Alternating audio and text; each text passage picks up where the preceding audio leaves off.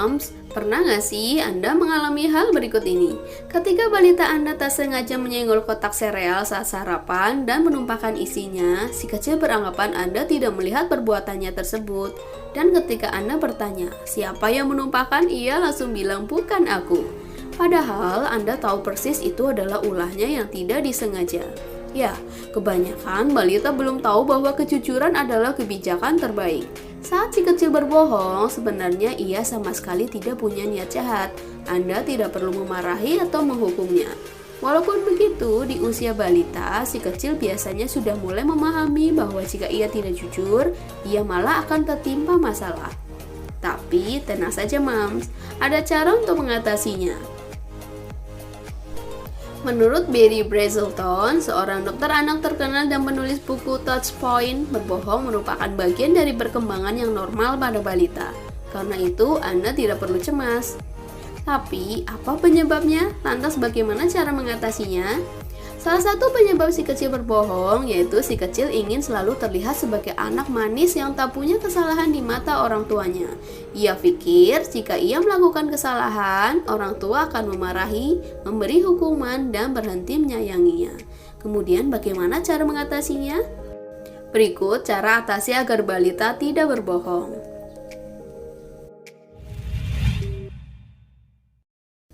Yang pertama, bangun kepercayaan. Caranya, Anda harus selalu berkata jujur kepada anak. Misalnya, jika si kecil sakit dan harus disuntik, jangan mengatakan disuntik tidak sakit. Sebab beberapa saat setelah disuntik, si kecil akan merasakan sakit. Berusahalah untuk menepati janji Anda.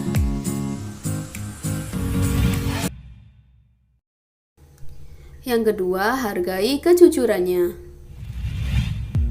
Anda tidak boleh marah-marah jika si kecil sudah mengaku salah. Pasalnya, emosi orang tua hanya akan membuat ia berpikir kejujuran malah berakibat negatif baginya.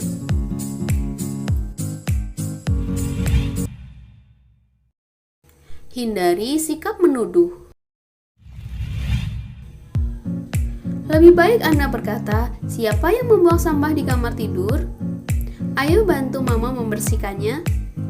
Dan hindari kalimat pasti kamu ya yang membuang sampah sembarangan.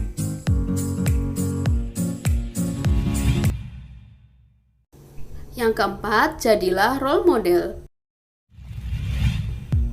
Anda juga harus bersikap jujur di depan si kecil. Jadilah contoh agar ia tidak belajar berbohong dari orang tuanya sendiri.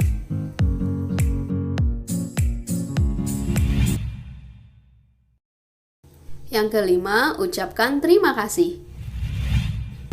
Bila si kecil memilih berkata jujur dan menghindar untuk berbohong, ucapkanlah terima kasih agar ia merasa dihargai. Nah, sekian dulu video dari kami ya. Bila dirasa informasi ini bermanfaat buat kamu, silakan untuk berlangganan channel ini dengan cara tekan tombol subscribe. Terima kasih sudah menonton dan sampai jumpa di video selanjutnya.